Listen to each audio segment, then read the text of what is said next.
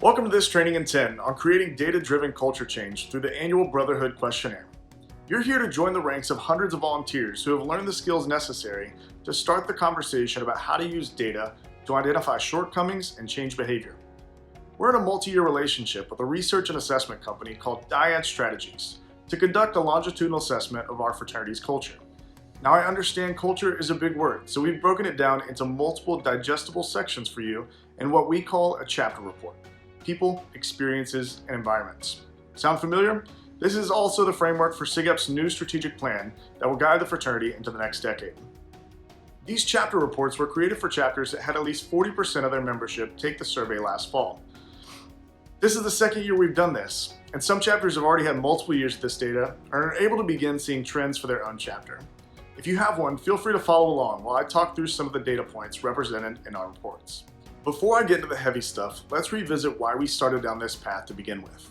For years, we've talked about this idea of a best practice in recruitment, member development, and even volunteering.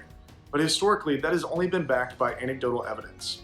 Now we have the ability to prove that where we're investing time, energy, and resources is the right direction. This opportunity for reflection has helped SigEp develop an incredible reputation across the industry with our peers, university administration, our insurance providers, and potential new members. If we know more about a problem, we're able to do more to proactively address those problems before they arise. All of us will be better off in the long run. So in this training in 10, I'm going to highlight 3 key takeaways for our undergraduates and give you a brief preview of what's to come for volunteers. Takeaway number 1, recruiting new members through year-round recruitment and the Balanced Band Scholarship is the best way to ensure a strong chapter culture. In this survey, we found that members that were recruited through Formal Rush, which is the 1-week period towards the beginning of the semester where all chapters intake new members, are more heavily motivated by social status. Social status is a measurement in the Brotherhood Questionnaire that measures motivation to join. Other potential motivations include finding a sense of belonging, gaining access to prominent alumni, and utilizing the SigEp network, and finding opportunities to get involved in leadership opportunities on campus.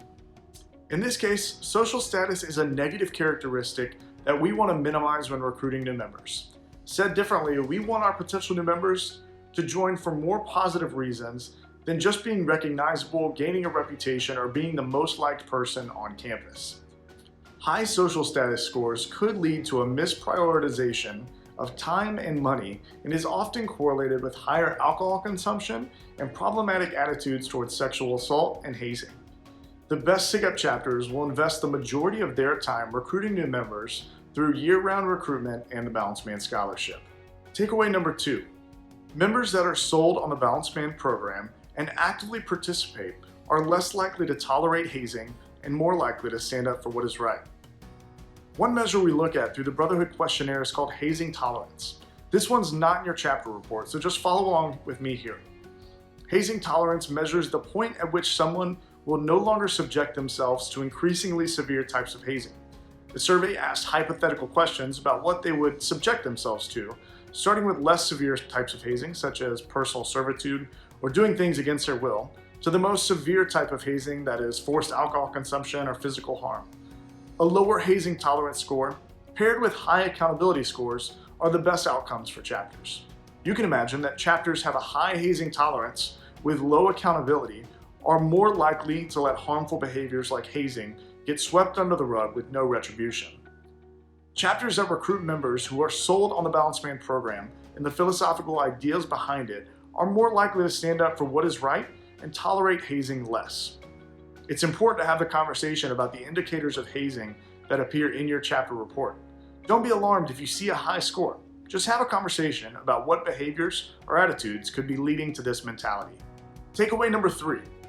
Chapters that prioritize building meaningful relationships and holding each other accountable to high standards are more likely to be successful than chapters that prioritize social status. On the last page of the chapter report, a measure we call social status importance, or the tendency for an individual to make decisions based on that perceived social status, is one of the most telling characteristics about a chapter. Longitudinal data shows that chapters that see this score continue to increase will run into issues sooner than later. On the flip side, chapters that create safe spaces for brothers to call home, where vulnerability and accountability is encouraged, lead to better outcomes. If you see that the chapter's social status importance score has increased year to year, it's probably time to have a conversation about recruitment practices and the prioritization of social calendars versus meaningful development opportunities for your members. In the end, we all have the same goal. We want SigEp to shine, and we want our members to have a meaningful chapter experience that they'll remember for the rest of their lives. We want those members to go on and be successful in their lives after college and eventually share their own insight and experience with the next generation of leaders. If we can help advance that mission, that's a meaningful investment of time and resources. So, how can you take this back? There are a few simple things that you as a volunteer can do to help advance the conversation and drive culture change based on what the data shows.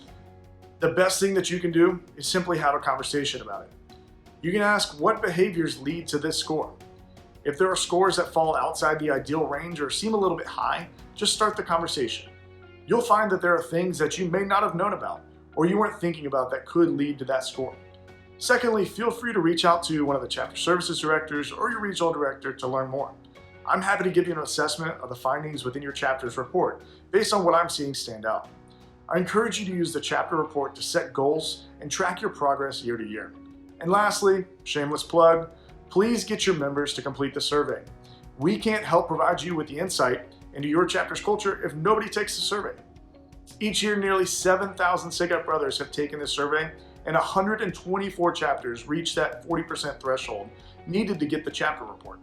Keep up the great work and keep encouraging your members to take the survey. Lastly, before we wrap up, I want to give you a brief insight into what is in development for you, our volunteers. In partnership with Dyad Strategies, we're developing a volunteer-focused survey that will assess core competencies and frequencies of those behaviors that drive action and results with our undergraduate chapters. We also want to know more about why our volunteers choose to spend that time with SigEp. Keep an eye out for a similar survey to launch for volunteers this year. I hope this training intent has been informative. By now, you should have a good understanding of why we choose to invest our time gathering data and using that data to inform our decision-making processes for where we should invest our resources. If you ever have questions about how to best utilize this, don't hesitate to reach out. Thanks for tuning in to another Training in 10.